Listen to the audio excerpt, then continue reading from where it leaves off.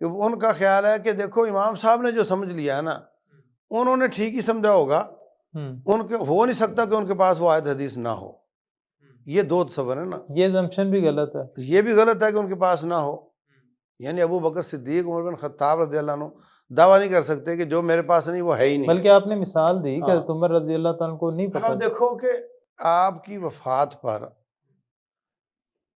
اختلاف ہو گیا کہ ان کو باہر نکال کر نہلا کر وہاں، تو حضرت ابوبکر صدیق کہنے لگے نہیں ان کو نہیں، ایسا نہیں کرنا، ادھر ہی رکھنا ہے۔ اچھا اختلاف ہو گیا کہ انصاری بنے گا یا مہاجر بنے گا، تو کہا الائمۃ من قریش، مطلب سب خاموش ہیں یار، کوئی نہیں بول رہا۔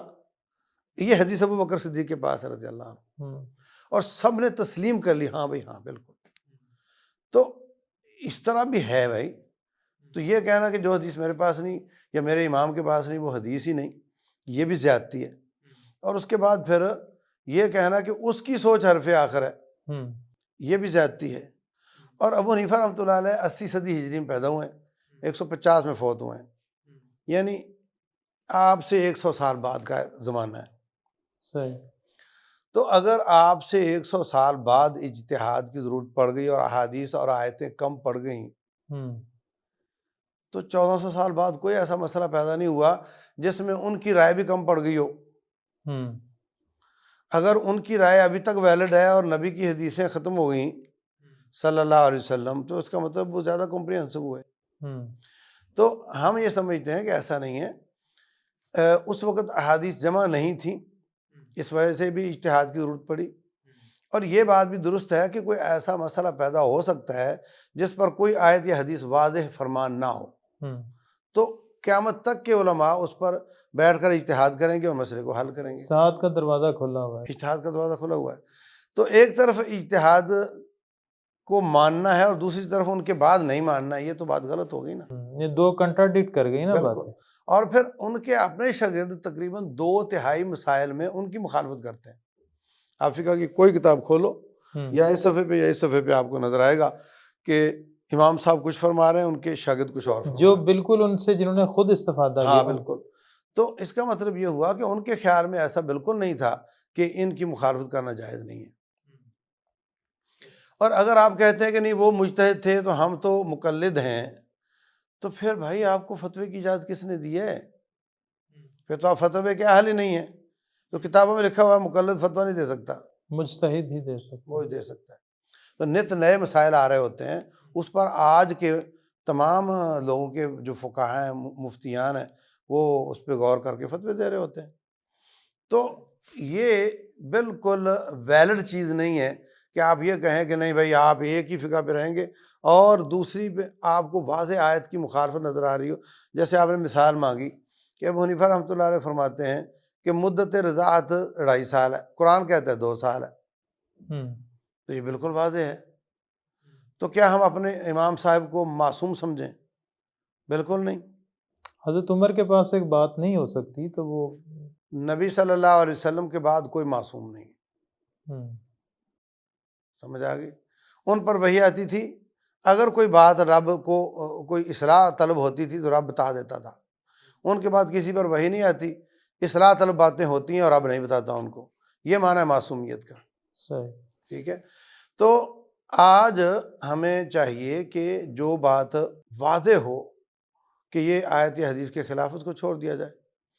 اپنے امام صاحب کی فقہ مانیں، حنفی حنفی رہیں، مالکی مالکی رہیں، شافعی شافعی رہیں، ان کی باتیں مانیں، بس جہاں جہاں آیت اور حدیث کی مخالفت نظر آئے اس کو چھوڑ دیں۔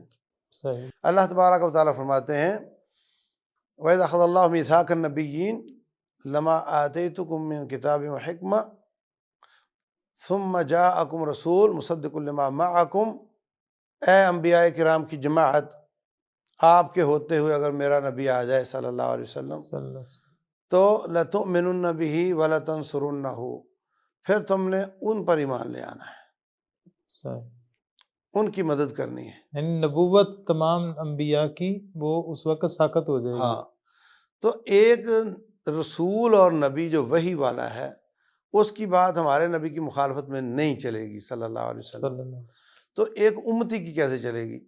بالکل نہیں چلے گی۔ شیخ وہ یہ کہتے ہیں کہ امام کا فہم زیادہ تھا، ہمارا فہم کا لیول کم ہے، تو انہوں نے جو ہے نا اس سے جو فہم لیا نا، ہم اسی پر اکتفا کرتے ہیں، چونکہ ہمارا فہم کمزور ہے لہذا ہم امام پر اپنے آپ کو پریفر چلیں ایسا ہی کر لیں، یہ بات جو آپ نے کہی ہے یہ بات اللہ نے فرمائی ہو یا رسول اللہ نے فرمائی ہو صلی اللہ علیہ وسلم، یا خود اس امام نے فرمائی ہو، تو یہ تو آپ لوگ فرما رہے ہو نا، اس بات کی بھی کیا دلیل ہے؟ تو اس لیے امت کو پھاڑنا ان ناموں سے یہ بالکل درست نہیں ہے۔ آپ یہاں پہ اپنے محلے کے امام صاحب سے مسئلہ پوچھیں، عمل کریں، حنفی ہے تو حنفی سے پوچھ کے کر لیں، اور مکہ جاتے ہیں تو وہاں کے عالم سے پوچھ کے کر لیں، بات ختم ہو گئی۔ اگر آپ دیکھتے ہیں کہ اختلاف لگ رہا ہے، یار یہ وہ یوں کہہ رہے ہیں، یہ یوں کہہ رہے ہیں، تو پھر تھوڑا ان سے ان کی دلیل لکھوا لیں، آپ تو لا علم ہے نا، ان سے ان کی لکھوا لیں، ان کو ان کی دکھا دیں، ان کو ان کی دکھا دیں، تو کوئی نہ کوئی تو نوٹ کرے گا نا، نیچے کوئی لکھے گا یہ دراصل یوں نہیں یوں ہے، وہ کہے گا نہیں دراصل یوں نہیں یوں ہے، ایک چکر اور لگا لیں، کلیئر ہو جائے گا۔ بالکل اللہ تعالیٰ فرماتے ہیں وَأَطِیعُوا اللَّهَ وَأَطِیعُوا الرَّسُولَ، اللہ اس کے رسول کی بات مانو، وَأُولِي الْأَمْرِ مِنْکُمْ، صاحب امر کی بات مانو۔ اگر جھگڑا نظر آئے فَإِن تَنَازَعْتُمْ فِي شَیْءٍ، تو پھر اس کو اللہ اس کے رسول کی طرف لوٹا دو۔ میں اس میں ایک بخاری شریف کی حدیث بیان کرنا چاہوں گا کہ ایک کیس آیا آپ کے پاس، ایک آدمی کہتا ہے حضرت میرا بیٹا اس بھائی کے گھر مزدوری کرتا تھا، شیطان نے اس کی بیوی کے ساتھ اس کو جوڑ دیا۔ میں نے محلے کے مولوی صاحب سے پوچھا، اس نے کہا 100 بکریاں دینی پڑیں گی تو تیرے بچے کا گناہ دھل جائے گا۔ میں نے 100 بکریاں دے دی۔ اچھا یہ نبی صلی اللہ علیہ وسلم کے دور کا جی صحیح۔ پھر ایک اور صاحب ملا، وہ کہنے لگا یہ بکریوں کا تو یہاں چکر ہی کوئی نہیں ہے، یہ تو غلط ہوا ہے۔ تو جب اگر کوئی اور نہیں آتا تو وہ اسی پہ بیٹھا رہتا، بکریوں پہ بات ختم۔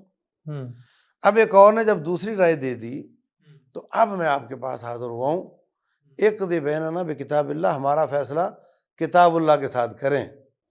اب یہاں پہ ایک اور نکتہ ہے کہ ہمارے ہاں جب کوئی سوال کرتا ہے فتویٰ پوچھنے کے لیے، کہتا کیا فرماتے ہیں علماء دین بیچ اس مسئلے کے، علماء دین کیا فرماتے ہیں، اللہ اس کے رسول کیا فرماتے ہیں، یہ نہیں پوچھتے۔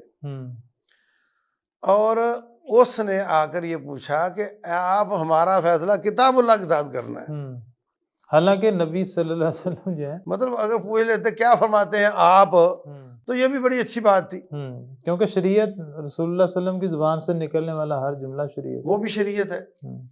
تو وہ کہہ رہا ہے کہ اقضِ بیننا بکتاب اللہ، ہمارا فیصلہ کتاب اللہ کے ساتھ کریں۔ اچھا جواب میں آپ ناراض نہیں ہوئے، میرے پہ اعتماد نہیں تمہیں، کیا لینے آیا میرے پاس؟ نہیں، بلکہ فرمایا لَأَقْضِيَنَّ بَيْنَكُمَا بِكِتَابِ اللَّهِ، میں تمہارا فیصلہ کتاب اللہ کے ساتھ ہی کروں گا۔